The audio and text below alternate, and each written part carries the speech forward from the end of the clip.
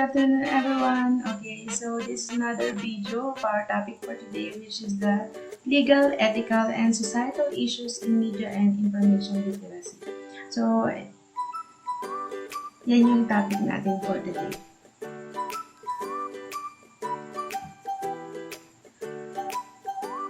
So, I will read to you the performance standard. First, the learner should be able to evaluate a case study or presentation on an offense, investigation, and decision on any of the issues in media and information within their community. And here is your target competencies. Ano nga ba yung mga learning competencies na dapat ma-meet ninyo as a student? So first, you have to define and explain copyright and other related issues. Next, discuss current issues related to copyright in relation to actions of government and private sectors, including but not limited to cybercrime law. Followed by, explain actions to promote ethical use of media and information. And the last one is to enumerate the opportunities and challenges in media and information. And for our specific objectives, at the end of the lesson, the learners will discuss and analyze a specific case study related to legal and ethical and societal issues in the use of media and information literacy. So, ano yung napapansin ninyo dito sa pictures na to? Sa picture na to? Okay? What are the issues that you see in the poster?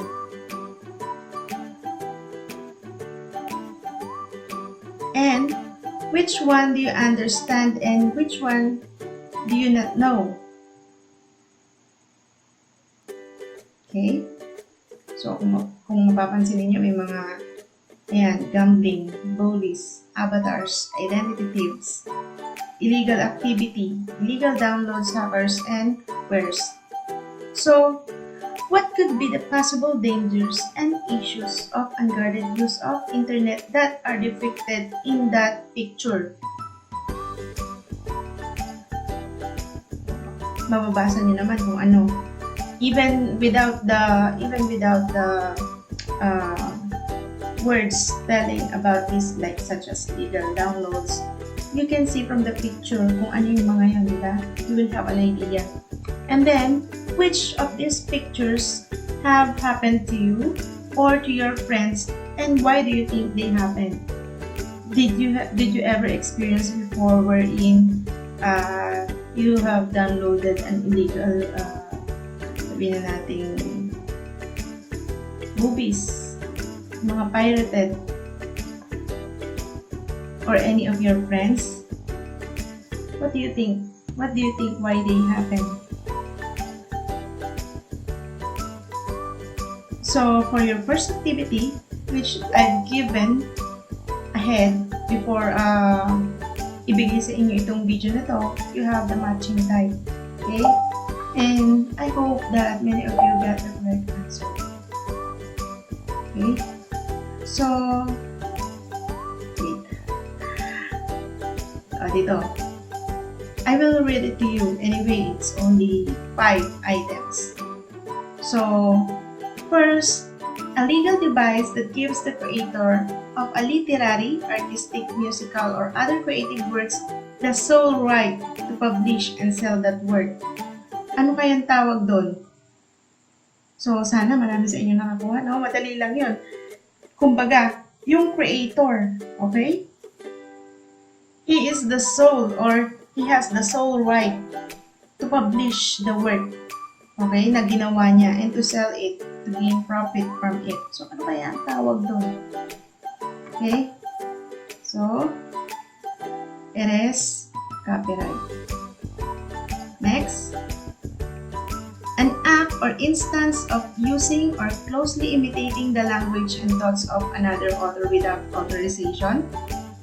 So, what would it be? Balikan natin ha. O, ayan yung ito yung mga choices. We have plagiarism, copyright, computer addiction, digital divide, and cyberbullying. So, yung pangalawa, number 2, ano kaya ang sagot doon? Okay? This is number 1, we have copyright. So, in number 2, we have letter A, plagiarism.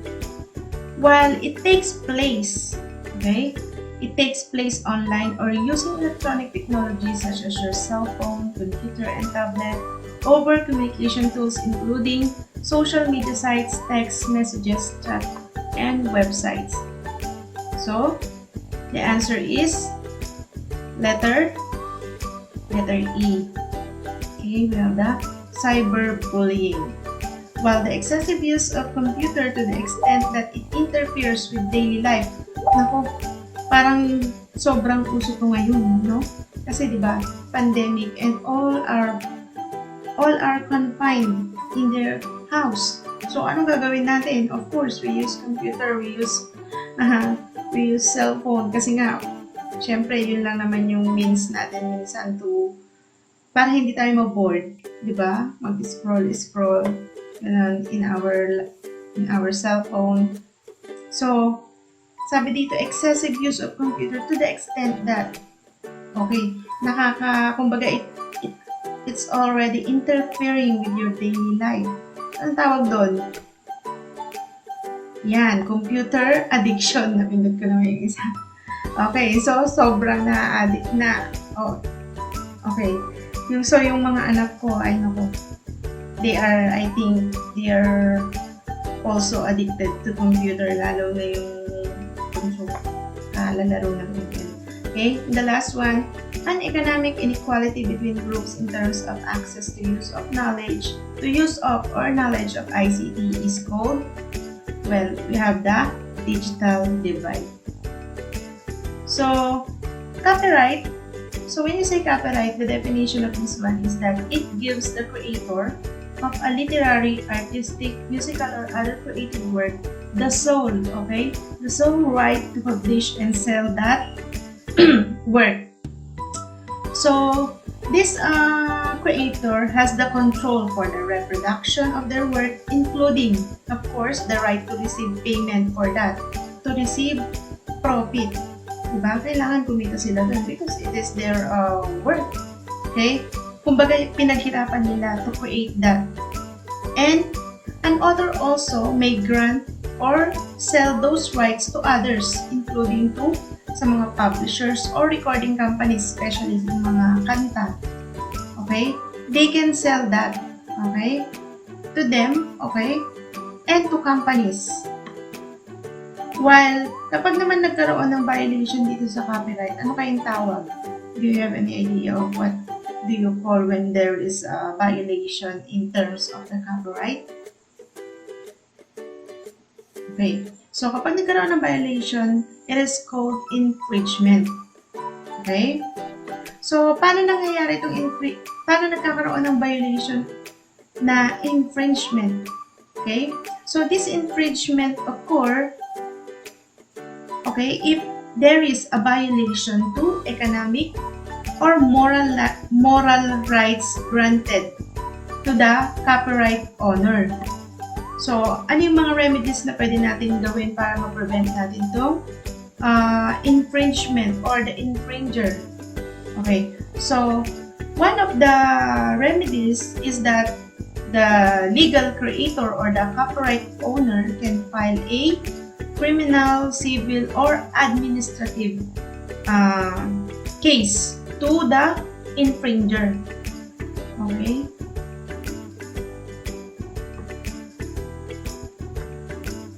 So, ano yung mga purposes? Bakit ba nagkakaroon ng infringement? So, first, selling or letting for hire or by way of trade, offering or exposing for sale or hire the article. So, nagkakaroon ng infringement kasi nga gusto nilang kumita. They are selling it. Okay?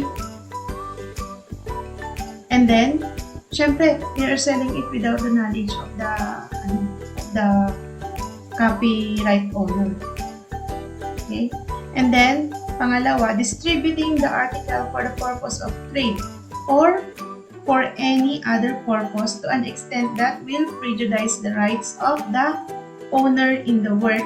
And the last one is trade exhibit of the article in public. Ginagamit mo siya in public without even asking for permission from the copyright owner. Okay? So, under Philippine law, copyright infringement is punishable by the following. So, it would be imprisonment between 1 to 3 years and a fine of 50,000 to 150,000 pesos sa first offense. Okay?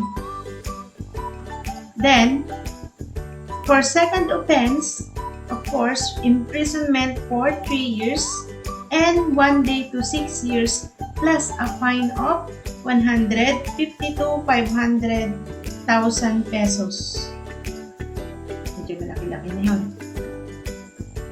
And for the third and subsequent offenses, we have imprisonment of 6 years and 1 day to 9 years plus a fine ranging from 500,000 to million na.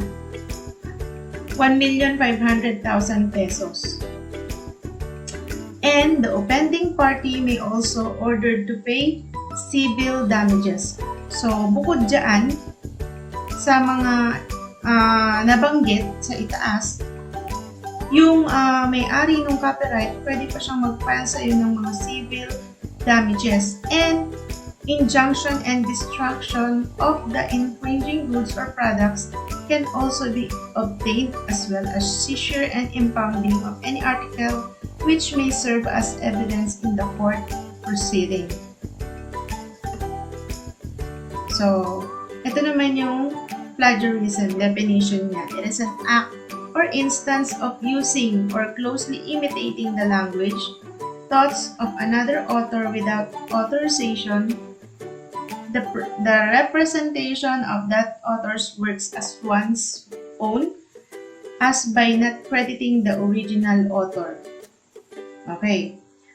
So, especially sa mga estudyante or sa mga teachers, siguro minsan parang we are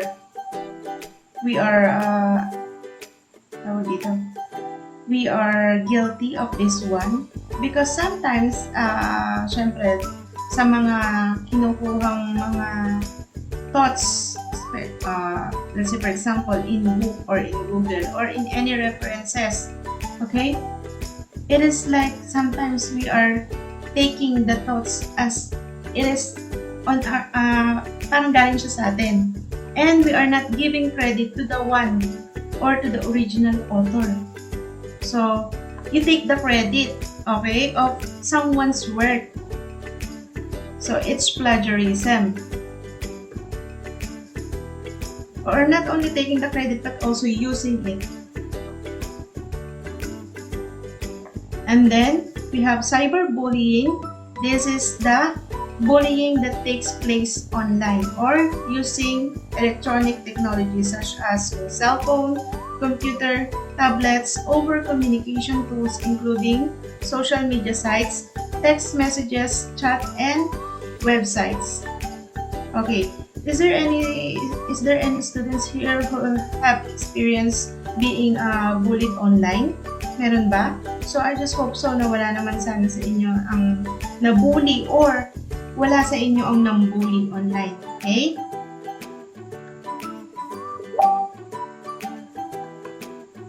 So, internet public domain. So, dito, sabi niya, do not post another work on a website or social media site as your intellectual property. So, kung magpo-post ka man, make sure, okay, that you acknowledge or give credit to the person na may-ari ng intellectual property na yun. Otherwise, you also ask for permission from that person. Okay? Give credit to the authors, blog, or the web address where the work originates. So, kung saan man yung source nun, kailangan you have to, yun nga, sabi ko sa inyo, acknowledge. Sharing and reposting by Pinterest on Facebook is not acceptable because the original work is not reproduced. It linked to the original. So, sa mga teachers, professors, or teachers like us, who post articles on a website. So, dito, we should be careful, okay? Especially, iba kami kasi na mga educators, minsan siguro we are being negligent or not too sensitive in posting article or any intellectual properties to a website. So, we should be kumbaga more sensitive before. Sabi nga,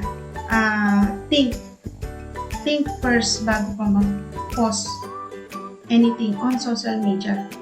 Or better, wag ka na lang siguro mag-post. Okay? And then, next, we have computer addiction. Sabi dito, the excessive use of computers to the extent that it interferes with daily life. So, meron ba sa inyo dito na sa sobrang paggamit ng computer, yung supposed to be daily routine nila everyday has already been affected because of computer addiction? Meron ba sa inyo? I just hope that you can still control the use of computer, no? You can or the use of your cell phone, di ba? Let's say for example, ano ba yung nakaka-interfere na? Siguro sa akin, I am guilty of watching Korean movies or yung mga episodes kasi sometimes even dun sa pagtulog, kumbaga kung dapat matutulog ka na yun pa yung gagawin mo or meron kang gagawing bagay, kunyari yung mga daily chores mo sa bahay, pero kumbaga affected na because of the use of computer. Okay? Ano pa? Those if it is already interfering with your sleep, okay, which could result into a social problem like yung social interaction or affects your mood, nakaka-apekto na siya in terms of your behavior, relationships, and thought processes. Okay? So, digital divide, an economic inequality between group in terms of access to, use of, or knowledge of the ICT. So, the divide within countries such as sabihin na natin in the US can refer to inequalities between individual households, businesses, and geographic areas at different socio-economic and other demographic levels. So, the global digital divide designates countries as the units of analysis and examines the divide between the developed and developing countries on the international scale.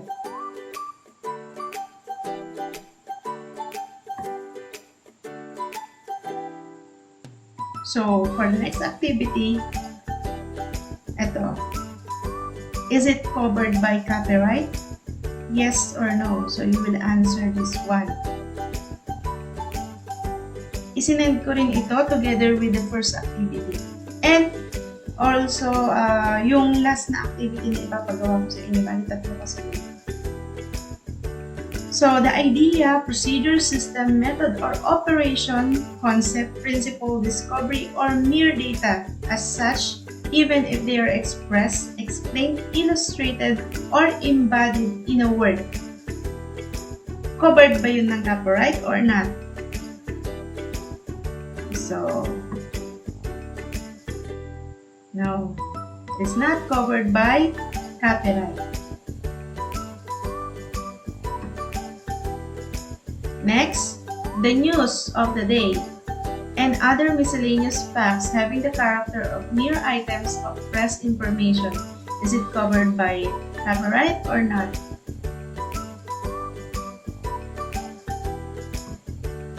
So, sagot.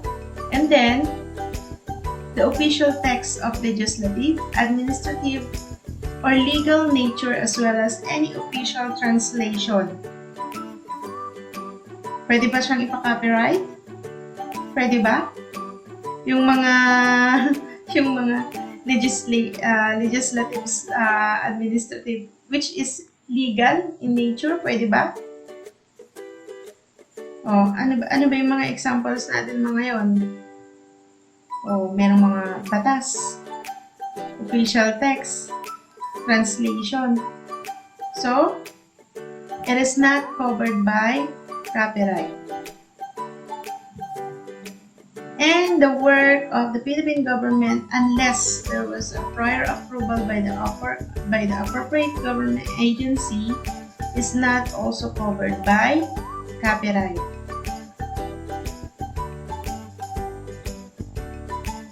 And the last, we have the rules, regulations, statutes, and speeches, lectures, sermon, addresses, and dissertations, pronounced, read, or rendered in courts of justice before administrative agencies, in deliberate assemblies, and in meeting of public character. So, all of that, yung limang yun, it is not covered by copyright.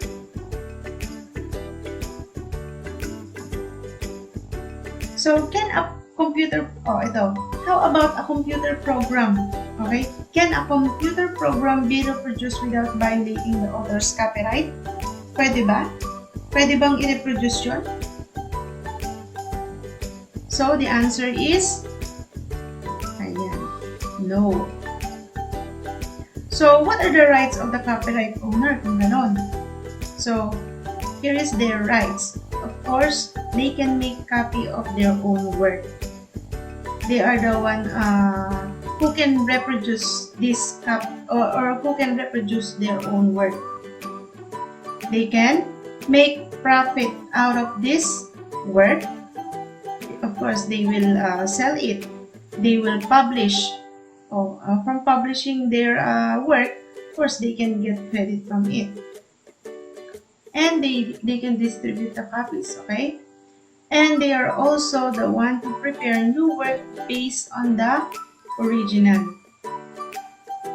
So, itong dito sa Philippines, usually the copyright is, kumbaga, nag-e-expire din kasi ang copyright. Pero, dito sa Pilipinas, until the person is living plus 50 years. Okay? So, yun yung, kumbaga, yun yung range ng time na kung saan yung copyright na yun is on that person, dun sa nag-create nun, the creator. The whole lifetime of that creator plus 15 years. Okay? So, when the copyright expires, of course, meron din tayo kasi mga limitations of copyright. So, when it expires, nagiging public domain siya. Okay? So, kapag sinabi mong public domain, it is available for public use and cannot be privately owned.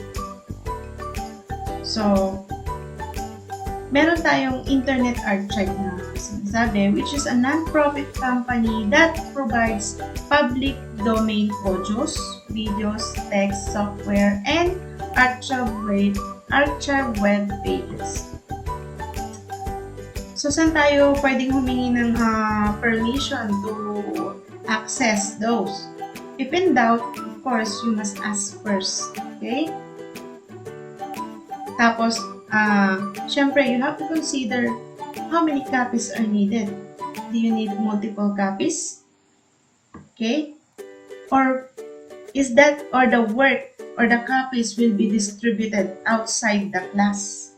Kasi itong public domain na to, one of its primary use is for education.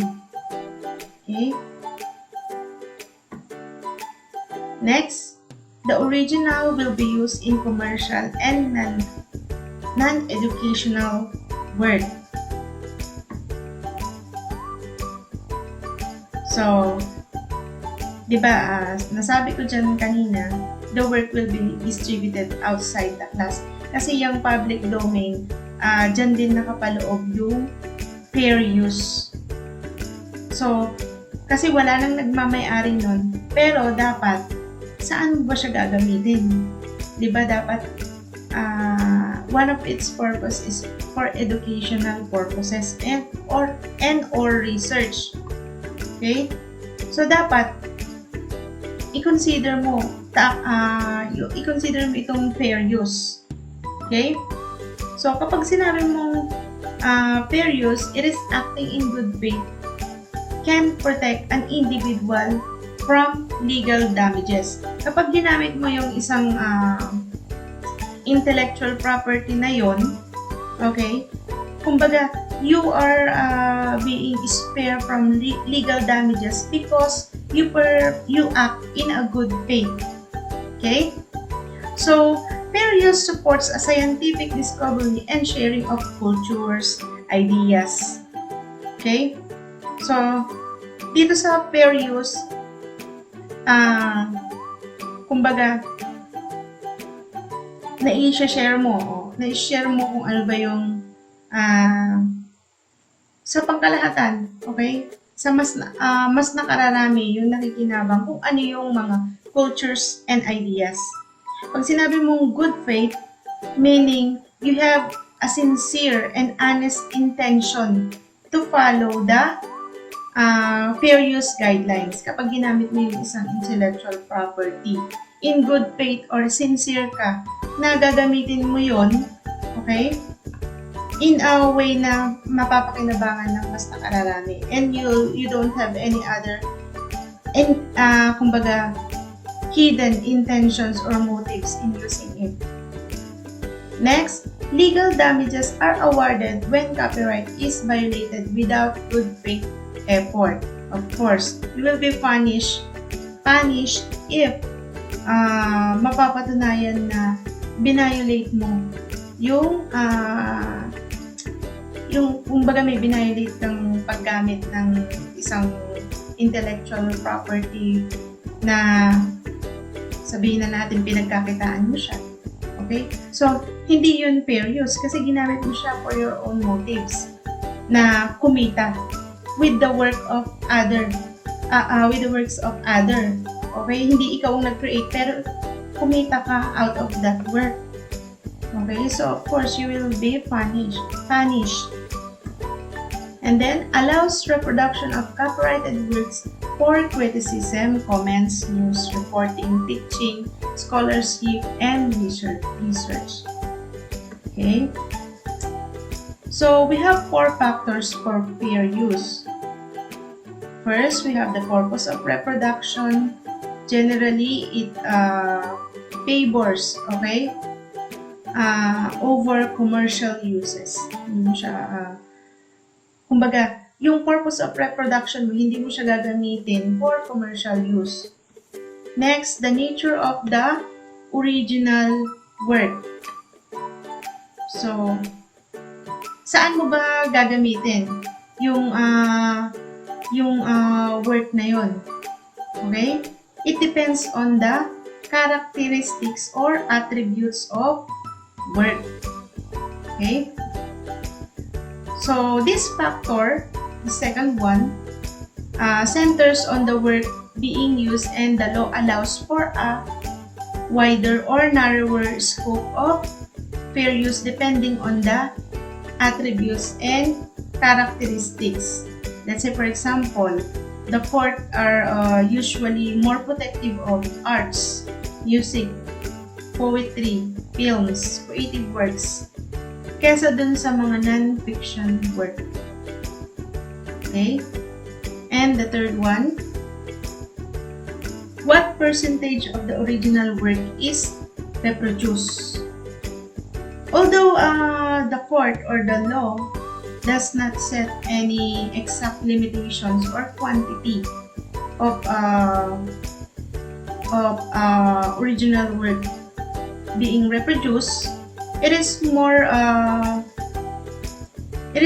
if you will take less less dun sa original work. Huwag naman yung lahat kunin mo, okay? Let's say for example, sabihin natin na konti lang yung kinuha mo from the original, but the heart of that kumbaga yung parang pinaka-gist nung work na yun naman ang kinuha mo, then it is also not fair. Okay? If you take the heart of the work. Next, any effect on market, usually sa sales, potential of the original. So, meron bang effects sa market yung paggamit mo nung work na yon? Okay?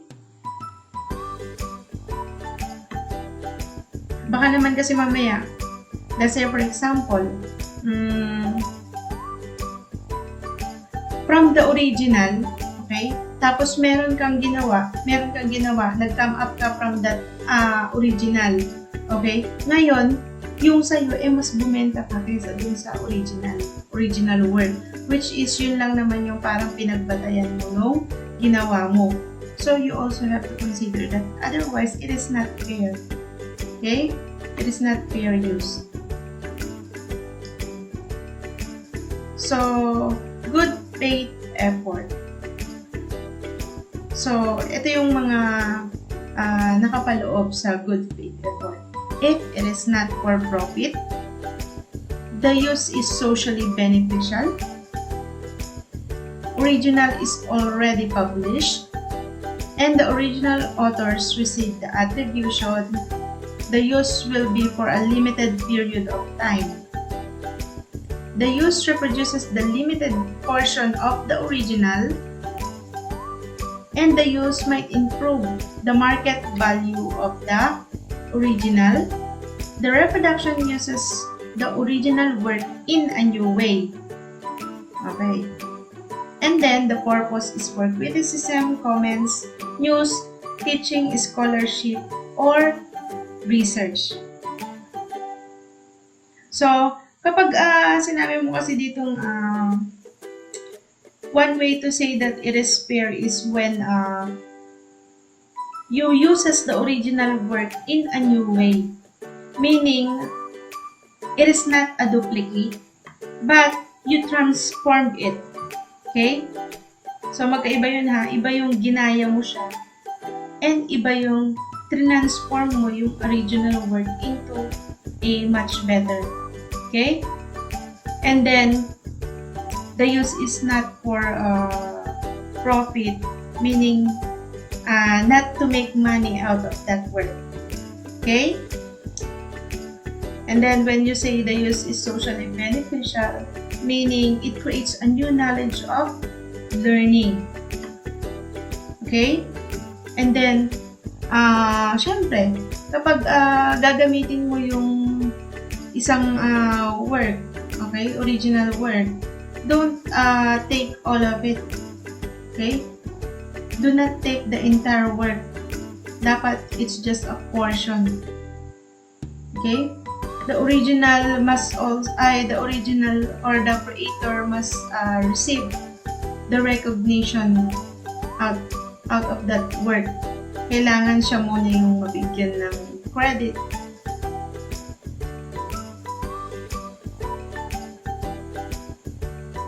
So, here is a summary. Okay? Sabi dito, what is copyright? So, when you say copyright, that is the law that protects the literary or artistic works. Okay? So, itong copyright, kapag na-expire na siya, okay, magiging public domain na siya, which is the work is free for the public use. So, sino ang may-ari ng copyright? Of course, the creator, the artist, the author. So, yun yung may-ari ng copyright. And then, pag sinabi naman natin intellectual property, it is copyright, patent, trademark. So, yun yung mga intellectual property. Next, what are the three types of intellectual property? So, meron tayong patent, trademark, and copyright. Ano yung mga kailangan or requirements for protection of copyright? So, it must be, for it to be protected, it must be original, physical, and creative.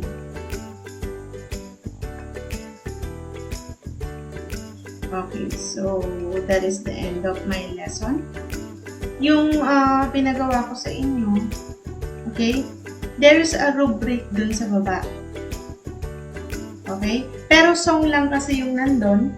But for other, kung may gagawin kayong iba pa, other than the song o yung rap, of course, I will send to you the rubric. Okay? Pero most probably, almost the same. Okay? Yung information, yung content na nakalagay dyan. So, that is the end of my lesson. Thank you very much for listening, for watching my video, and I hope that all of you are safe in your house. Okay? Siyempre, hindi naman sa house ninyo. I just hope that all of you, the whole family, are safe. Okay? Bye. Thank you.